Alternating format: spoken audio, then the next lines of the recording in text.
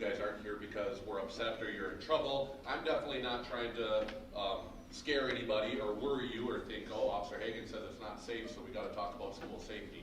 No, I just want you guys to be prepared, be trained, and so we can make it a safe school culture, right? And when we had these meetings, that's what the student representatives were telling us. Well, hey, we want more training with you, Officer Hagan. We want more communications from the school when something does happen so we can kind of know, hey, everything's okay.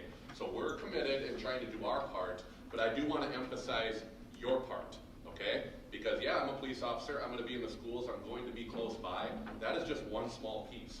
You guys are the main piece. You guys have all the information. I'm not out there monitoring everybody's social media looking for scary messages or asking people, hey, did you hear anything, that scared you today?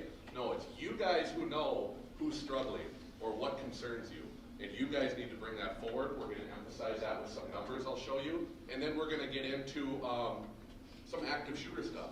I'm going to show you some videos about where kind of school shooting started, and we're going to go from there to show the importance of our training and why we train the way we train. Right. Okay, so in 1999, Columbine shooting, it really changed the game and really changed the world, I should say, for active shooter and for school safety. So ever since then, law enforcement, federal agents, everybody has been studying active shooters so we can keep our schools safe. Because nobody was ready for that. The school, the staff, law enforcement, nobody was ready. Law enforcement responded, did a perimeter, treated it like a hostage situation, right? But it was not. It was just how many people can we hurt as quickly as possible. So we had to do everything different. What I want to show you and talk about is the Secret Service has been doing these studies. This is the most recent, 2021, analyzing 67 cases here of when a plan for violence in a school was averted. That means it was prevented. Somebody did something about it. Somebody discovered it, so it never happened. All right? We want to study that so we can prevent it, right? So let's go into some numbers, and I just want to show you guys, point out some things. Okay, in nearly all of these cases, 94% of the time, when it was prevented in these cases, or when it was plotted, the planners shared their intentions about carrying out the attack. So this wasn't some big secret. It wasn't some kid just like, okay, I'm mad today, tomorrow I'm violent. No. They're planning this, and they are talking about it, right? It's not a secret. Verbal statements. They're texting their friends, family members, loved ones. They're posting stuff online, almost like they're warning people. 94% of the time. Well, and I think Officer Hagan with that as well is that I think these individuals who are in this situation are in a point in crisis, and so the reason why they're sharing these messages is because they're really at the end of the day asking for help. It's warning signs, right? And we can go back and study every active shooter, and there were warning signs, right, where people missed it. The Virginia Tech, for instance, that individual was going out to shooting ranges. He was putting targets on the ground, human targets, and he was practicing going over the top of them and shooting targets on the ground, okay? He had a lot of mental health concerns. He was posting stuff online about his struggles, and people missed it, right? Because they just assumed, okay, I'm sure he'll be all right. People watched him walk over targets and shoot these targets on the ground. Is that normal? No. When would you ever in real life be shooting someone like that? Okay, why would that be target practice for anybody? So like he mentioned, it's mental illness in here, okay? It's a cry for help. They're saying, I am struggling, and eventually it gets to the point where they act on it, okay? And then I just want to mention with this 94%, about half that time, they try to recruit someone to do it with them, okay? So they tell someone, hey, I'm thinking about doing this. Should we do this? They go to a friend, and they try to recruit somebody.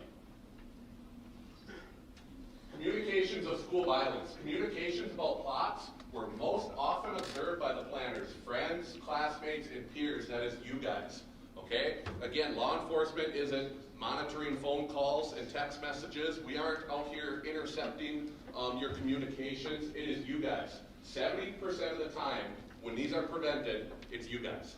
That is a huge number. Because if you guys just have the feeling like it won't happen here, I'm sure they were kidding. I'm sure Officer Hagan already knows about it.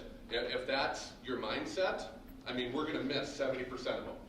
That is a lot of violence that we're missing. And it's you guys. You guys are the main piece. You guys have the information. So you guys coming forward. And I do want to mention, since I've been in the school, every year, it gets significantly better about you guys coming and reporting stuff. I'm hoping that's because you guys get comfortable with me, realize I'm not gonna throw you under the bus, it can be anonymous. So you guys are doing a good job. I just wanna highlight why it's so important. And big picture, if you see something, say something, do something, right? That's kind of what I've been talking about. I want you guys to always think of this reference. I don't want to give anyone the guilt treatment, make you guys feel bad, but just imagine, you hear a comment, someone's going to do something, you think it's a joke. Or you just think, I'm sure Officer Hagan already knows about that, I'm sure he's looking into it. And it's not the case, and now people get hurt. Now your friends get hurt. Something bad happens, and you're thinking to yourself, why didn't I just say something? Why did I not say something? I don't want you guys to have to live with that guilt, okay? I don't want anyone to have to live with that. Let us determine if it was a joke. But please, bring it forward. You guys, you don't even understand how important you are, okay? That's what I'm really trying to hit home with you guys. It is just never appropriate to talk about a school shooter in a school setting, right? An example is you can't go on a plane and talk about a bomb, even if you're joking with your best friend, okay? Or even if you see someone you don't like and say, they probably bring a bomb on this plane. You just can't do that, okay? Another example, if I see Mr. Johnson walking down the hallway with a briefcase, and I'm like, oh, hey, Mr. Johnson, what do you got in a briefcase? I hope you're not going to shoot me, all right? When people hear that, automatically, they're concerned. Now they report it. Hey, Officer Hagan thinks Mr. Johnson might shoot up the school. Well, who really created that alarm? Did he? No, I did, okay? By that inappropriate joke. I put him on the spot now. No matter what he says, people are already alarmed, okay? So it doesn't matter if it's you joking with your friends or someone you don't like. Be like, you know what, I can see you shooting up the school someday. It's just, it's not going to be tolerated, okay?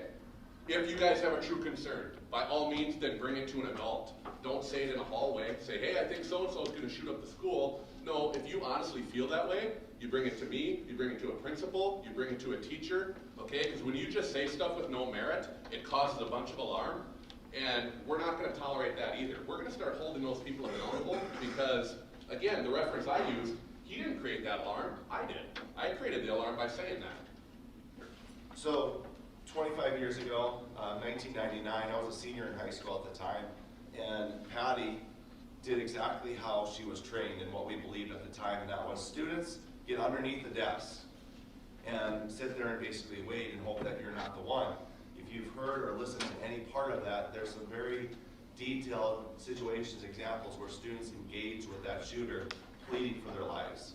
We're not in those scenarios anymore, you guys. Over that time period now, things have changed. And so we now are in this day and age where we've trained your teachers, our staff, for options-based. And when we met with students again 2 weeks ago, again, the purpose of this is not to scare you. It's not to say, again, this is happening here, but it's to give you guys options. And so our students said, Mr. Johnson, Officer Hagan, we have to know what our options are in the event that school violence potentially would ever come to Valley City. And so what we've responded and following up with is to have this conversation with you.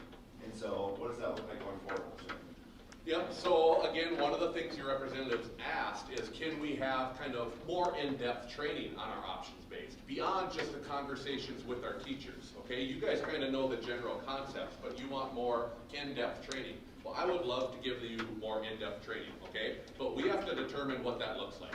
I'm not trying to alarm, it's got to be age appropriate, you know, so what exactly does a training look like for staff as compared to students? And I also want to let you guys know this too.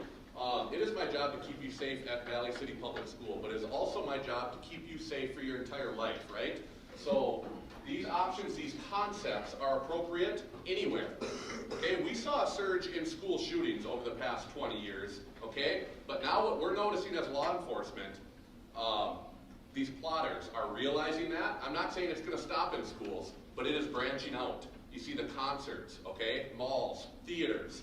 So you guys will have the knowledge and training. I want you to use it anywhere. When you're in college, when you're in the mall, when you're at a theater, if violence occurs, I want you guys to have the training and the confidence to survive. Do what you have to do to survive, right? Because you can use these concepts anywhere, not just in our school, you know, Monday through Friday. Through the options-based training. And then we need to set our priorities. One of the things that our students said is that Mr. Johnson, Officer Hagan, the offices and the check-in process is really kind of outdated. If any of you have ever been in or attended school or even visited another school, you know that if you come into a school, there's a process of checking in. You don't just simply walk into the school.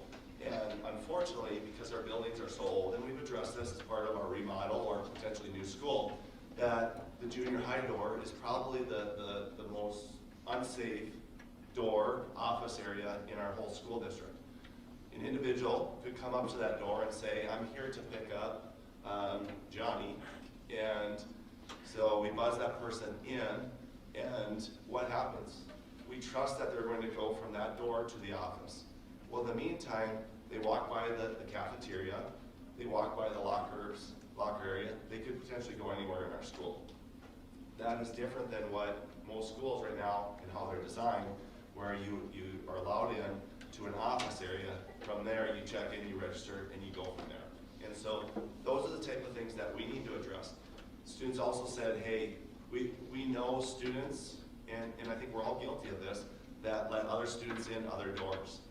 None of us want to be that, we know our friends, and we feel guilty, if somebody says, let me in, it's 20 below. But what if that scenario was that you just let the shooter into the building? And so can we have a common understanding that we're not going to do that, and so don't put your friends in those situations. And so those are the kind of conversations, and that's the feedback that we want from you. And it's about creating the priorities for us with school safety moving forward.